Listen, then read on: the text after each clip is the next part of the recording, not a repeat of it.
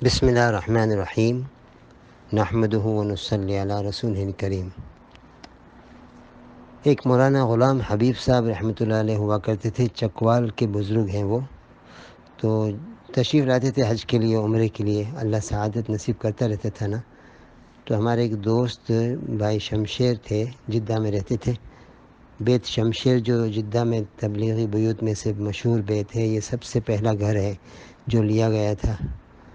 اس کے بعد سعودی عرب میں اور بھی گھر لوگوں نے لیے، لیکن ابتدا یہاں سے ہوئی تھی۔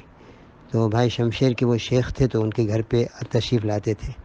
تو ایک مرتبہ انہوں نے بھائی شمشیر سے کہا کہ بھئی مجھے شہدائے بدر کی زیارت کے لیے چلنا ہے۔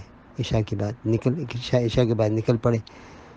تو رات 12 بجے کے قریب جب شہدائے بدر کے پاس پہنچے تو اللہ کی مصلحت، اللہ نے فضل فرمایا اور وہ چوکیدار کے دل میں کچھ بات ڈالی تو اس نے قبرستان کھول دیا۔ ایک ناممکن چیز اس طرح سے ممکن ہو گئی۔ تو یہ دونوں حضرات چلے گئے اور تقریباً 1 گھنٹہ وہاں مراقبہ کیا۔ تب بھی انہوں نے نکالا نہیں کہ بھئی اب ہٹو نکلو یہاں سے، نہیں، خود ہی 1 گھنٹے کے بعد واپس آ گئے۔ وہاں جیپ کھڑی رہتی ہے، قریب بھی نہیں جانے دیتے، اور فاتحہ بھی پڑھنا ذرا مشکل ہوتا ہے، لیکن اللہ والوں کے لیے اللہ تعالیٰ راستے نکال دیتا ہے خود ہی۔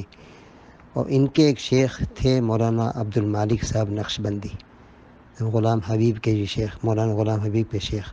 وہ کراچی تشریف لائے تھے تو مجھے اطلاع ہوئی تو میں چلا گیا تھا ان کے زیارت کے لیے۔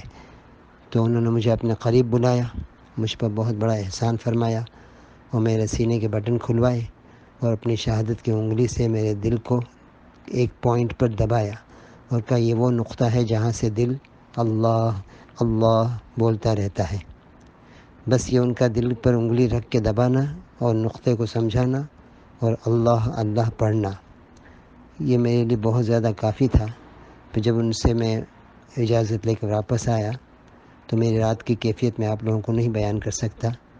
1 ہفتہ پورا تقریباً میں اپنے دل کی آواز اللہ اللہ کی اپنے کانوں سے سنتا رہا، اور کیفیت کچھ عجیب سی تھی، بالکل وہی تھی کہ سنوں میں نام تیرا دھڑکنوں میں، مزہ آ جائے مولا دل بدل دے، میرا دل بدل دے۔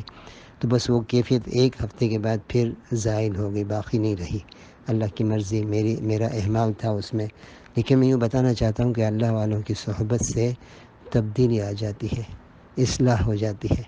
تو اپنی اصلاح کی نیت کر کے اللہ والوں کی صحبت ضرور اختیار کرنی چاہیے۔ اللہ ہم سب کو اپنا بنا لے۔